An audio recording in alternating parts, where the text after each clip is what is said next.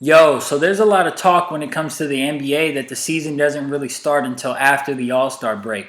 Now, I think that saying has been prevalent for a while now, but it's even more prevalent now than ever before. Due to COVID, due to load management, due to guys getting injured, traded, moved around, we saw earlier in the season, due to COVID, guys like Joe Johnson were getting contracts in 10 days and playing for the Celtics and teams that were completely depleted. It's hard for these teams to really catch a rhythm.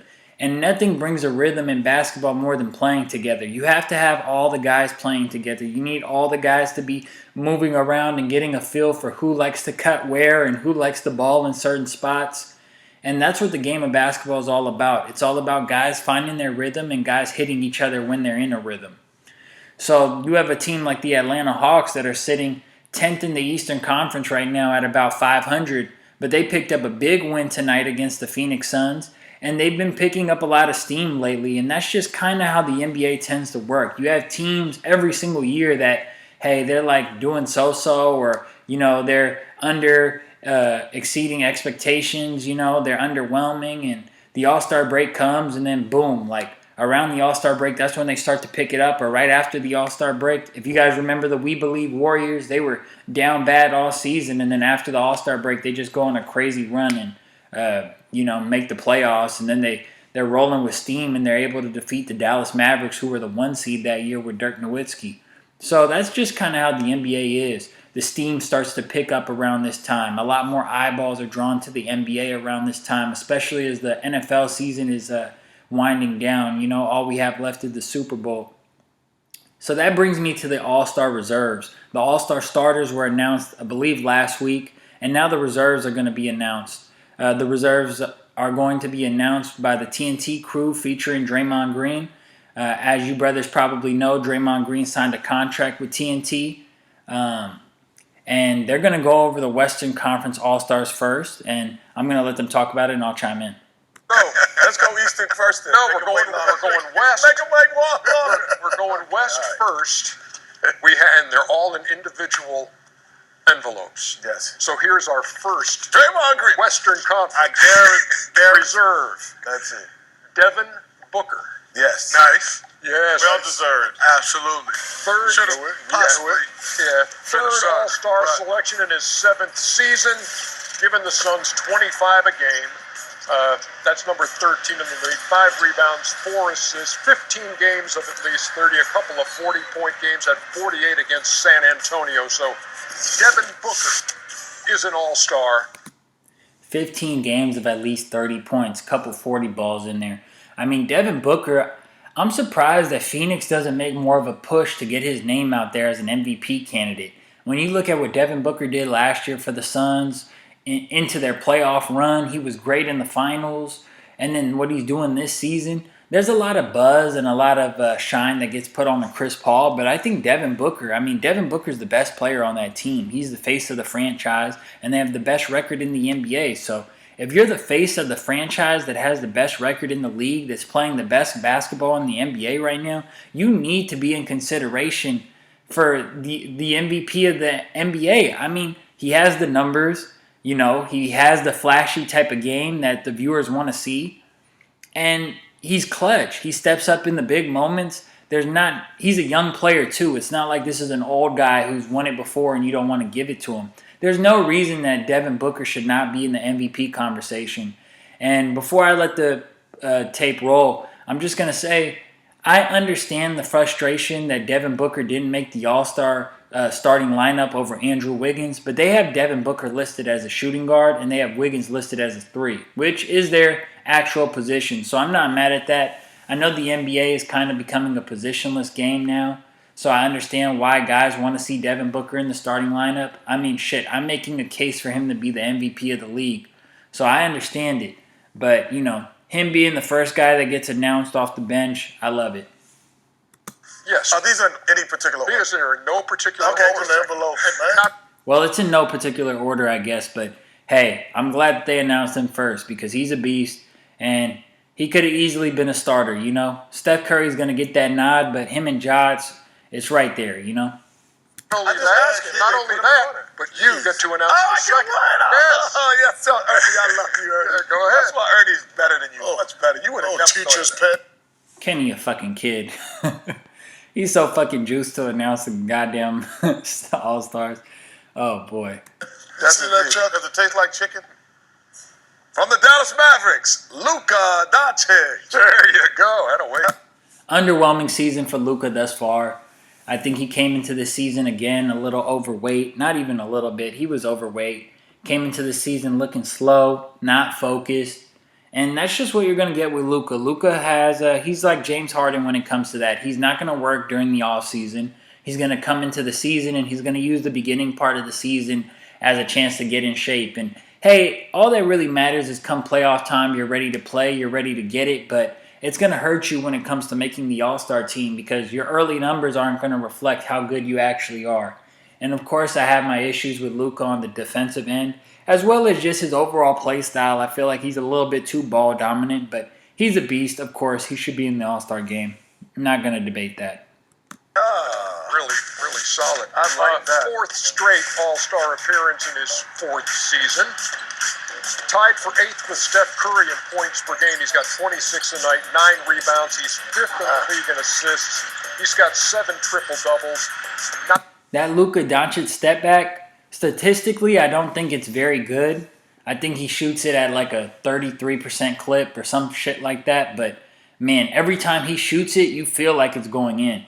Every time he takes that step back, you feel like it's going in. And I swear, when it's late in a game or when it's one that they really need, he always hits the step back. He'll miss it a bunch during the course of the game. But when they really need that step back to drop, he's going to drop it. Crazy. 9 games of at least 30 points. He, of course, the 2019 Rookie of the Year. So Luka Doncic and Devin Booker so far. Shaq. Ernie, where's my envelope? Do I get to open one? I wish you could. I wish there was a way we could do that. But here is number 3. From the Utah Jazz, Rudy Gobert. Oh, yes. Rudy making his 3rd straight All-Star. Brothers talk a lot of shit about Rudy Gobert. Look, I get it. He doesn't bring much to the offensive end. And when teams play small ball against the Utah Jazz, they virtually take him out of the game or, he actually becomes a detriment to his team because he can't stop nobody on the perimeter. But when Rudy Gobert is in the game and he's going against another big, he is totally shutting them down. And when he can't shut them down, he's at least really, really stopping the guards from being efficient around the rim. I mean, when you look at the Utah Jazz defensive ratings when he's in the game and when he's out the game, it's like night and day. It's a historical difference that he makes for that team on the defensive end. And I believe he was sending shots at Donovan Mitchell when he was talking about how well Devin Booker plays defense and how other guys, other stars in the league are making an effort and his guys aren't really making an effort. I believe he was alluding to Donovan Mitchell because, look, I get it. The Utah Jazz I've said this before, they have a bunch of guys on the perimeter who, yeah, they can hit shots, yeah, they can make a couple plays, but defensively, they don't really sit in that chair. None of them are sitting in that chair. Bogdanovich ain't sitting in no chair, Mike Conley's too old to sit in the chair. Joe Ingles tries. He's a feisty guy. He's a competitor, but, the stars in this league are going to light Joe Ingles up. So, Rudy Gobert has a lot on his plate as far as defending that rim and, he basically, washes away all their sins. All the mistakes that these guys make when those guys blow past him and get to the rim, Rudy Gobert's making up for it. He's saving the day. And he's a big, big reason as to why Utah Jazz every single season are in the thick of it in the Western Conference. Appearance in his 9th season. Say bone, Rudy, say bone. 16 points a game. He leads the league in rebounds with 15. He's had 22 games of at least 15 rebounds. 6 games of at least 20 for the reigning defensive player of the year. So Rudy Gobert is on there with Luka Doncic and Devin Booker. Would you hand this to Chuckster? No. I mean that boy. First of all, you slap a boy. My new BFF from the Golden State Warriors, Draymond Green. These dudes went from fucking hating each other's guts to being fucking lovers, man. That shit is crazy. Hey, Yeah, give us some stats on him, Ernie. Okay. Oh, well, this will be his fourth. I'm happy for Draymond. This was a bounce back season, you know. Draymond kind of got lost in the sauce a little bit that year that Steph got hurt and Klay was out and the Warriors fucking sucked. And then last season, you know, Steph played great, but the Warriors didn't make the playoffs. They lost in the play-in game. And, you know, a lot of people started to doubt Draymond Green and his impact, and it got a little quiet for him. But this season, his impact has really been felt. You notice the difference with the Warriors when he's in the game and when he's out.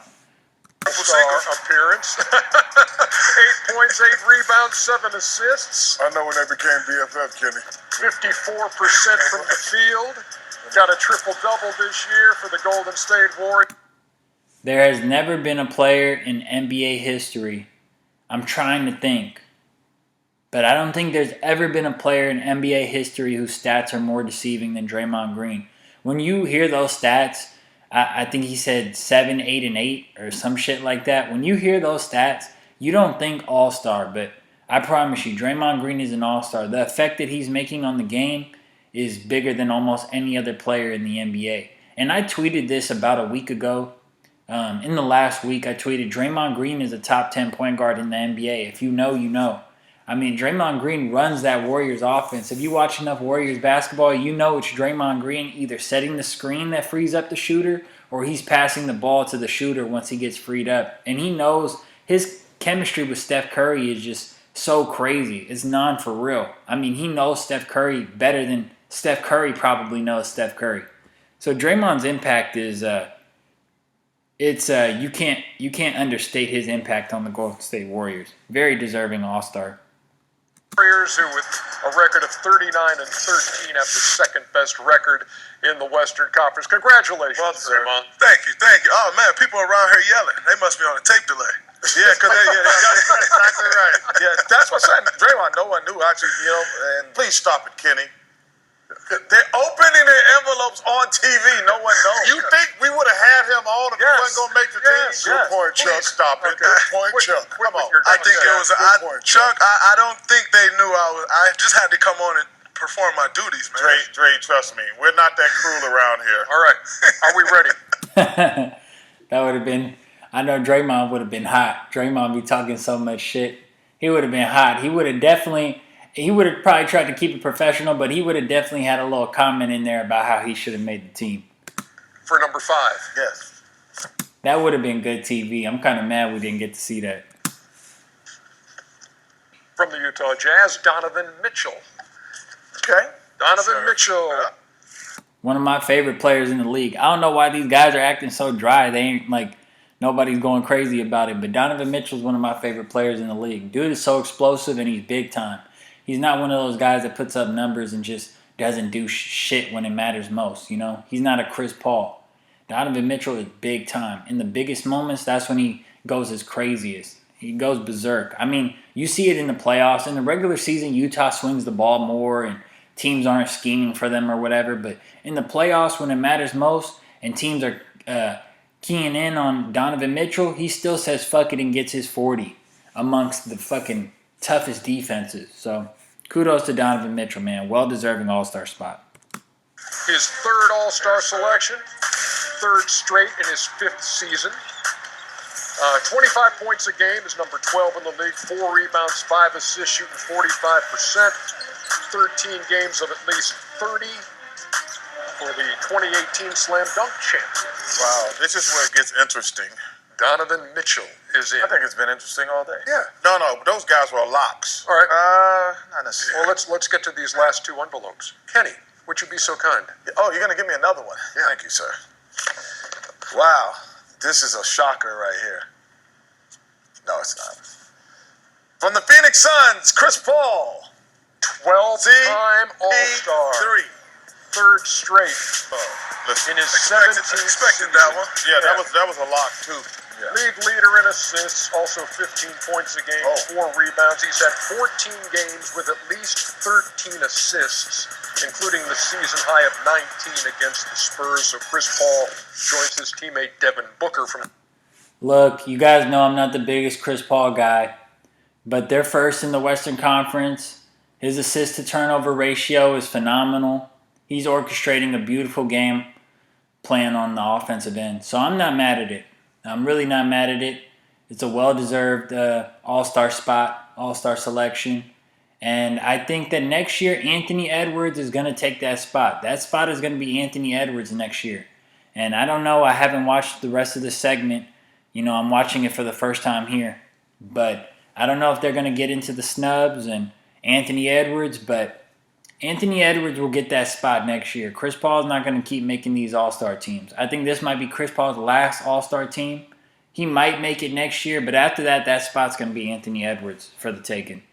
The Phoenix Suns as Wow, now this was going to be interesting. this is the final Western Conference reserve. Well, thank you, sir. Certainly. Thank you From for the allowing me. Minnesota Timberwolves. Stop now, Chuckster. I'm just guessing. You're tripping. DeJounte Murray. Shaq. From the I saw a lot of hoopla about DeJounte Murray on Twitter. DeJounte Murray should not have made the All-Star game. I don't know if they're going to talk about that later on, but I'm just putting that to bed right now. DeJounte Murray is not an all-star. DeJounte Murray is a very good player. DeJounte Murray is not an all-star. Not this season. the Minnesota Timberwolves, Carl Anthony Towns. Carl Anthony Towns, third time he's been an all-star in his seventh Draymond got beef with Cat. That's why Draymond ain't really fucking with that one. season. First time since 2019. 24 points a game, 9 rebounds, 4 assists, ranks in the top 20 in scoring, rebounding, and three-point percentage, with 10 games of at least 30 points for the 26 and 25 Minnesota Timberwolves. And so there are your 7 reserves. Okay. From the Western Conference. Hey, Draymond, I heard you say the name, and They just not going to put Cat up there? They said, fuck it, they ain't going to put Cat up there. That's crazy. Look, as far as my commentary on Cat, he's a great player. He's a great talent. We just have to see if his talent can translate to winning. They have built a little cast around him with Anthony Edwards now and with D'Angelo Russell and Pat Bev. So they got some pieces in Minnesota. They don't have the type of pieces around him where he's really supposed to make any noise. But if he could win a first-round playoff series or something, show us something, Show me more than Anthony Davis showed us when he was with the Pelicans, Show me more than that, and that'll go a long way for me. But, Cat, he can do everything on the basketball court. He's a beast. I'm not mad at the selection. I'm with you. We talked about last week who we wanted to... A lot of dudes try to hate on Cat because Cat is soft or whatever they want to say, but, that's a topic for another day. That's a different conversation. He's definitely all-star talent, no doubt about it. And he had an all-star season. See in here, and the consideration we were hoping, I was hoping DeJounte Murray would get. He's having an unbelievable year with the Spurs, who record-wise have really struggled. But your thoughts on him? Well, I actually expected their record to be even worse than what it actually is. And I think it hasn't been that in large part due to DeJounte's play. He's continued to grow each and every year.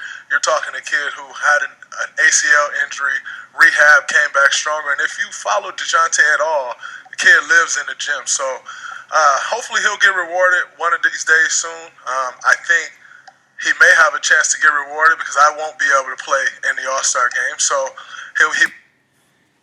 I get it. DeJounte Murray's a grinder. Draymond seems to have much respect for his craft. But hey, you cannot tell me that you're going to take DeJounte Murray in the All-Star game over Cat. I don't care if you have a bias against Cat, dude. I don't care if you think that Cat is soft, whatever the case is. You cannot tell me that you're going to take DeJounte Murray in the All-Star game over Cat. That is not, no. You cannot do that. The Spurs are struggling this year. And, he's saying that he was expecting the Spurs to be even worse than that. I got to see what all the projections and all the preseason ratings had the Spurs at, because I don't think that sounds right. Maybe he's right on point with that, but I don't think that sounds right. They have what a lot of people would deem to be the GOAT coach in Greg Popovich, and they have an offense that puts up a lot of numbers. They have an offense that plays at a fast pace and that has shooters, and so I don't know. I don't know about that. The Spurs are really bad this season, so I can't agree with that one. He may have a chance to get rewarded by Commissioner Silver, and I hope that comes to fruition for him because he deserved it. Yeah, 20 points a night. That spot, Draymond being out, that spot should go to Anthony Edwards. I would not be mad if that spot went to Anthony Edwards. I'm trying to think of who else that spot could go to. I'm trying to think on the fly who should get that nod. But, yeah, Anthony Edwards. Anthony Edwards. 8 rebounds, 9 assists. He's 4th in assists. He's got 10 triple-doubles. He's the league leader in steals. But you make an excellent point, Draymond, and thank you also for the insight into when you may be coming back. I know it's going to be after the All-Star break. Yeah, I mean, also, another guy that's going to be under heavy consideration is Jaren Jackson. With the Grizz. Memphis Grizzlies are... Another guy who's balling out. I like Jaren Jackson a lot. A lot. He brings a lot to the table for the Grizzlies. I was actually having this conversation the other day with a friend of mine. Jaren Jackson can do everything on the basketball court. He can put the ball on the deck. He can shoot it. His jump shot is nasty looking, though. That shit looks so ugly. It's a push shot. But it goes in, so that's all that fucking matters. So he can shoot it. He can dribble it. He has some speed. He has some length. He can rebound. He defends. He has heart. He adds toughness to the team. He can switch. He can do everything on the basketball court. Literally, he can do everything on the court. It's just a matter of how much is he going to really zone in and what's he going to focus on and really take over the top. Because he's a player that's just like solid at everything. And I feel like there's some components of his game that if he really just locked in on, he could become real good at certain aspects of his game. Like, I think he could really get that jumper down and just be great from behind the arc, So I like what they got going on in Memphis right now. I think that's the team of the future. They're the coolest team in the NBA to me. I think Ja Morant, Desmond Bane at the 2. You put Dylan Brooks at the 3. You put that Williams kid at the 4. And Jackson at the 5. That's a starting 5 like in a year or two. Give it 2 years. That's a starting 5 that they can roll out with their own 5, homegrown 5. And they can take that. They can take it all the way. They can go wherever they want to go as long as they're putting in the work. They got that chip on their shoulder, and I believe they could do it. That 5 would be able to switch everything. They'd be able to get to the rim. They'd finish. They're explosive. They'll rebound, everything. And they'd be able to shoot just enough. And when in doubt, they got playmakers, and they got the ultimate playmaker in Ja who will create something for them. So, I really love that Memphis crew. I just can't give it to Jaren Jackson, though, because I don't know who you take off to put Jaren Jackson in. And that's the tough thing about Andrew Wiggins making the All-Star team as a starter. I like Andrew Wiggins making the All-Star team. I know that if he made it as a reserve, a lot of people would say, oh, just take Andrew Wiggins off and put this guy, or take Andrew Wiggins out and put that guy. And that's what the conversation would be. Because he's a starter, nobody's really talking about it like that. But, Andrew Wiggins is on a team that's winning a lot of games. And Andrew Wiggins is a big part of that.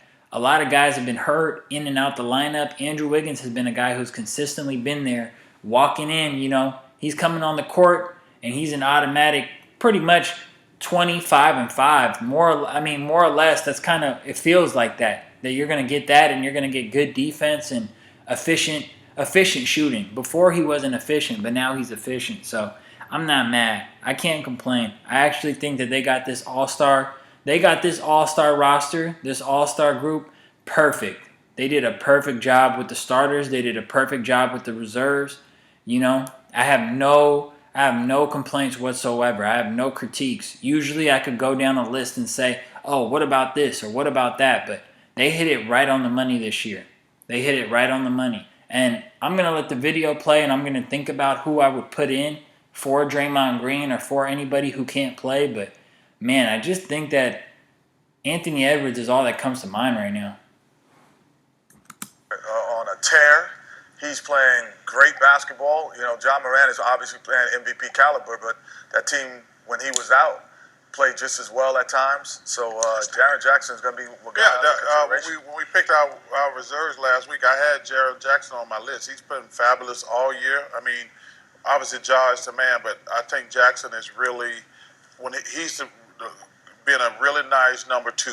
He's the second And this is the unfortunate part of the business. You can only pick 7 reserves. So every year it's always going to be somebody that's very, very close to getting in. But, wish them well for next year. Do we have a look at the guys that we... To piggyback on what Shaq was saying, all the guys who got quote-unquote snubbed, all those guys are young. So they're going to get an opportunity next year. And that brings me to something that I'm going to talk about when I go over the Eastern Conference All-Star reserves. There's a point that I'm going to bring up when it comes to that as well. But yeah, these guys that didn't get a shot this year, they're young. They're going to get in it for sure. Give them time. Thought would be reserves in the Western Conference from last week, and we'll see how we did in this. Well, you and I both had Karl Anthony Towns, and so did we run the table on that, Shaq and myself? We always do, brother. Since 1989, brother. I wouldn't be mad to see the Spartan dog get in there. I wouldn't be mad at that at all. All right, so those 7. Hey, Draymond, in your days of this, who have you seen taking this the hardest when they have not made it? One thing I can assure you, if I didn't make it this year, I wasn't going to cry. I can 100% assure you that. It has to be Rudy. I mean, the man cried on national television when he didn't make the All-Star team. Thank God he's made the next 3.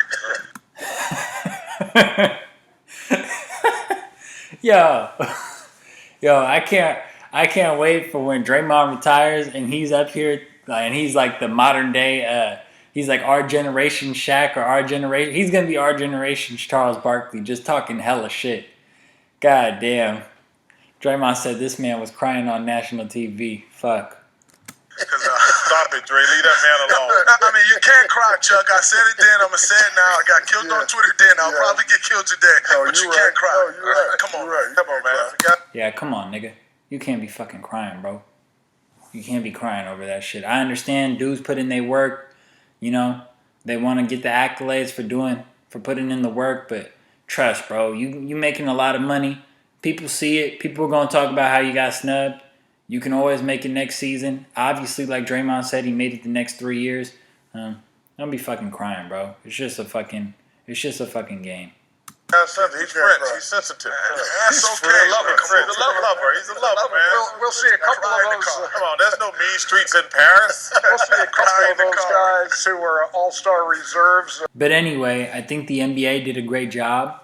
I agree with all the selections for the reserves as well as the starters.